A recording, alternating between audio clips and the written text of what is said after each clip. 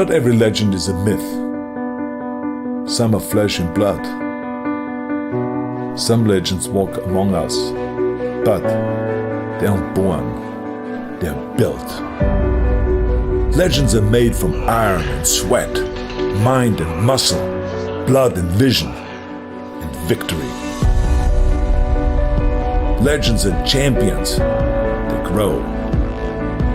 They win. They conquer. There's a legend behind every legacy. There's a blueprint behind every legend. I'm Arnold Schwarzenegger. This is my blueprint. Arnold Schwarzenegger, 28 years old, 6'2", 240 pounds. Mr. Olympia for the past 5 years. He is preparing to defend his title this year for the last time. All Mr. Universes for the past 5 years or so come get together in one contest and to find out who is the best of all the Mr. Universes. So they created the Mr. Olympia contest, which is then the top contest, and whoever wins that is the top bodybuilder. And you are the top bodybuilder. Right, yeah. I think that everyone knows when they get into training that you're not going to go and become a champion from one day to the next. But the question is, how can they speed up the process?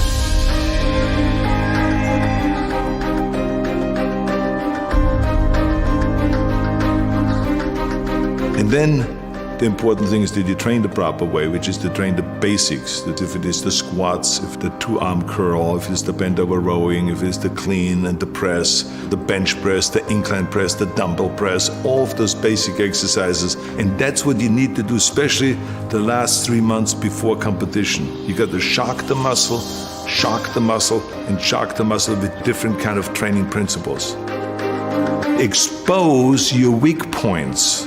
You're gonna go and hit those marks, and then you move the bar higher, and you feel that with hard work, you can achieve the goals and you can become successful.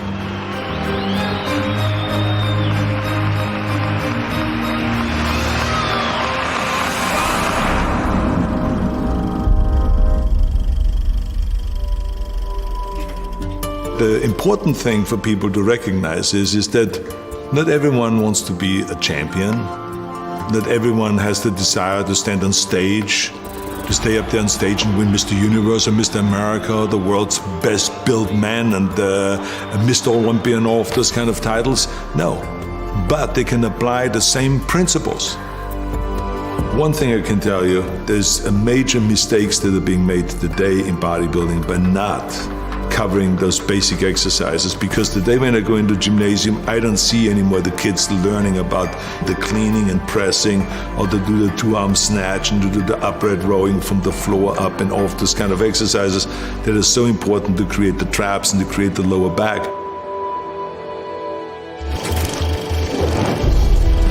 I think that the 3 exercises for chest that I have always done, the first year when I started training and the last year when I was training, is bench press, incline press in different levels.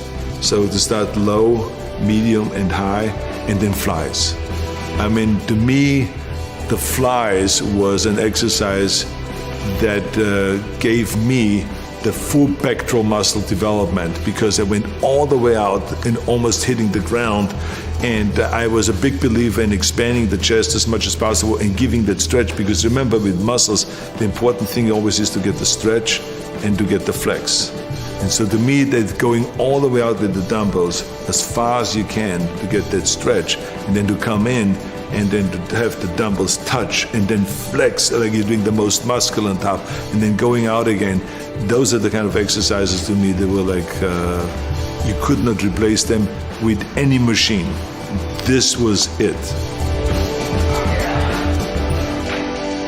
One of the main things, of course, in order to create size and to create muscle growth, which will sometimes the body will hit a wall. And what that basically means is that the body is saying, look, I know all your tricks. I know you're gonna start first with bench press. And then I know you're gonna walk over to the chin-up bar and do chin-ups. And then I know you're coming back to the bench press, and then you go to the chin-up bar and come back to bench press. I know that routine. I know exactly everything you do, and I am prepared for that. So you have to go and use the shocking principle. The body, and if this chest knows that I'm going to start with 135 and then I go to 225 and do 275, I'm going to go and start now with 315. And I'm going to do 20 reps with 315. And then I'm going to go and have the guys pull off plates. And then I have 225 left. And then I'm going to do another 10 reps. And then I'm going to have them take off another 45-pound plate, and then I have 135 left. And then I'm going to go to do another 10 reps. Or maybe if I can, do 15 or 20 reps. And let's see if the pectoral muscle is used to that. And then all of a sudden you will find that your pectoral muscle is shaking after that, and you don't know what to do because it's cramping and it is being tortured and it is in pain because you have now shocked the muscle. Bent over rowing with a barbell and the T-bar rowing. I mean, any kind of a rowing exercise that gives you the thickness. Those are the exercises I always rely to, again, from the beginning to the end.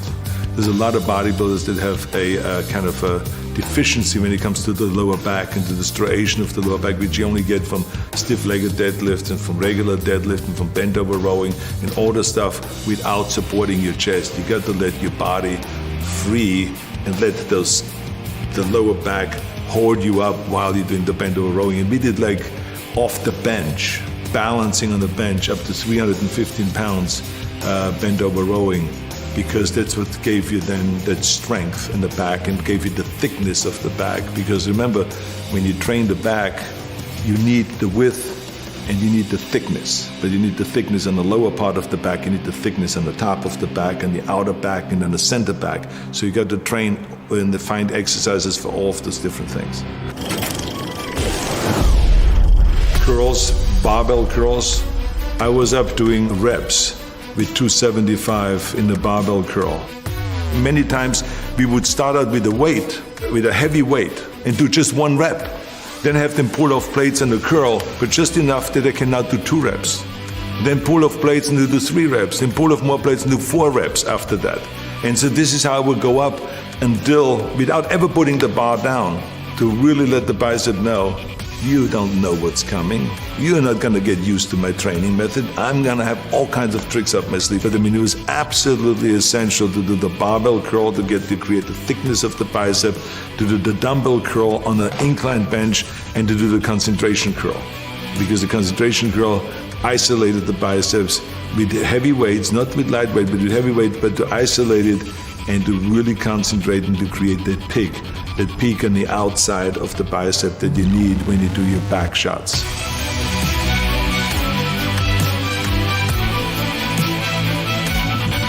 The tricep was narrow bench press, a lot of narrow bench press in the early days, then triceps extensions down, and then overhead tricep extension with one arm and with both arms. And then also tricep extension onto a bar, where you let the body, the head go onto a bar and press out in order to use your own body weight. Shoulders, dumbbell presses, barbell presses in the front and in the back. I mean, we always did the rear press behind the neck kind of presses, the military presses, the dumbbell press, which is now called the Arnold press, because there was a certain way that was done in order to really create the stretch of the front delta, to come down with the elbow here, not just to here, but to come all the way down and then to rotate out and go up and to get that full flex. And then lateral raises, and especially bent over lateral raises on a bench. That is a 45-degree bench. This is a specialty that I've learned at Vince Gironda's gym. And he had this cutout on the face where you could still breathe, where you don't have to look sideways, but you can breathe. But it is 45 degrees, and to turn your wrist outward like this. And it is a fantastic rear deltoid exercise. We many times went into the gym just as one day a week, where we went to 110-pound dumbbells and we did dumbbell presses. We did 6 reps. That's all I could do, 6 reps. So we picked up the 100 and did another 6 reps. Put them down and took the 90s and did another 6 reps. And then picked up the 80s and we went all the way down to the 40s. and barely could do 6 reps then with the 40s. But I can tell you that I did not know where to put my arm because my deltoids were screaming. They were in pain. Why? Because I shocked the muscle. Squats is, I think, the most important exercise to create thighs, big thighs. Squats, rear squats, front squats, leg extensions, lunges, stiff-legged deadlifts, or good morning exercise with stiff legs, and a lot of leg curls. Then we sometimes, in order to shock the body and the muscle, we would switch from squats to leg press, to just load up the leg press machine and do a lot of leg press and stuff like that. There will be regular ab training that we did for abs, which is just leg raises with straight legs, leg raises with bent knees, sit-ups, Roman chair sit-ups, which gives you the 500 reps, which was an absolute necessity and we all believed in, and then crunches. Everything fits together now, and all I have to do now is get my posing routine down more perfect, which is almost impossible to do, you know. It's perfect already. Oh yeah, it's down to a point. Wait when you see it. I think the important thing is that you always go all out in every set and that you really, don't save yourself for the next set, because that's another big mistake that a lot of people make. They say, okay, I'm going to do 20 sets, so I better take it easy in the 3rd and 4th set and then the 5th set and then the 10th set because I still have 10 sets to go. But that's the wrong approach. Each set ought to be going all out. I think the most important thing is that you eat the right way and that you get in the amount of protein that your body needs. And there's always, of course, a debate, how much protein does the body need? I always lived off the formula that for every pound of body weight, I want to get 1 gram of protein. The challenge, of course, is that how do you get this 250 grams into the body and have the body take it all in rather than just letting it go through. I felt like that for me, it worked best when I had 5 meals a day. There's some people that can work with 3 meals. For me, 5 meals was the answer. And the reason is because I never was a big eater. I always felt comfortable with a regular sized steak. If you give me a 10-ounce steak, even in my heyday, I was happy.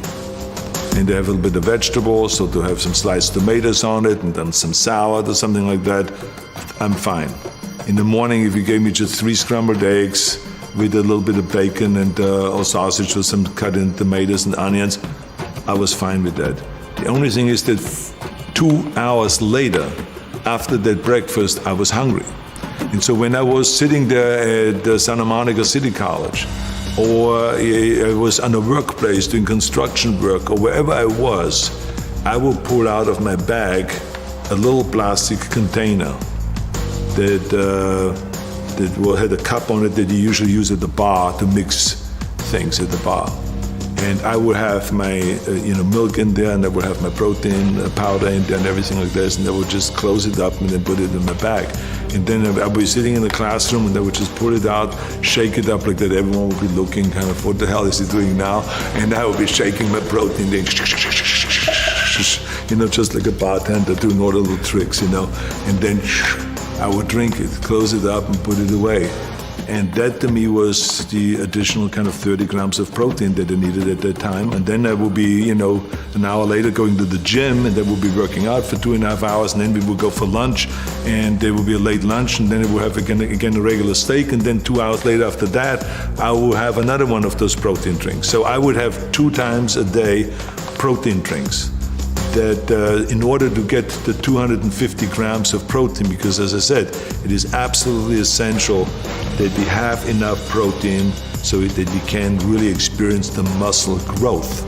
But we have to recognize that we will not get all of the nutrients, the vitamins, the minerals, and the proteins, and all of the stuff that the body needs just with regular meals.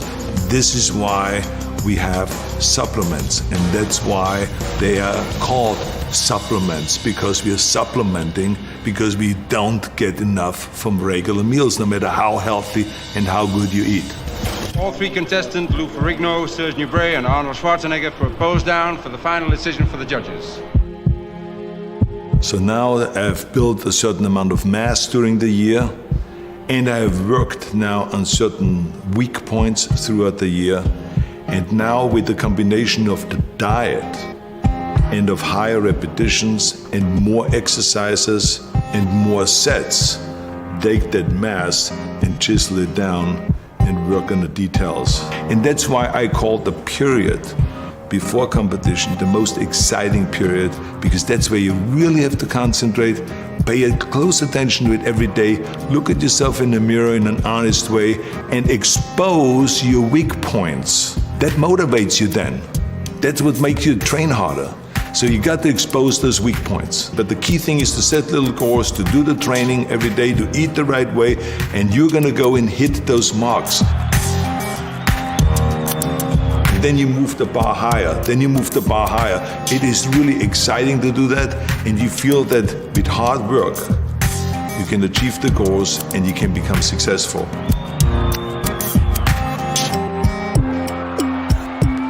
The training principles and the nutrition principles and the kind of protein that you need and vitamins you need and minerals you need and all of this kind of supplements, it all still stays exactly the same. That is the important thing.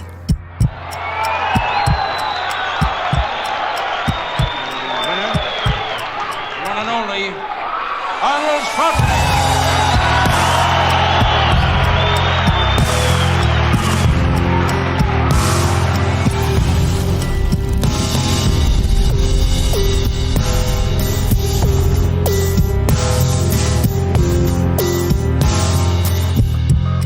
Bodybuilding has been a beautiful experience for me, and I will continue it for the rest of my life. I only stopped competing, but I'm not stopping bodybuilding. It's the greatest sport. Thank you.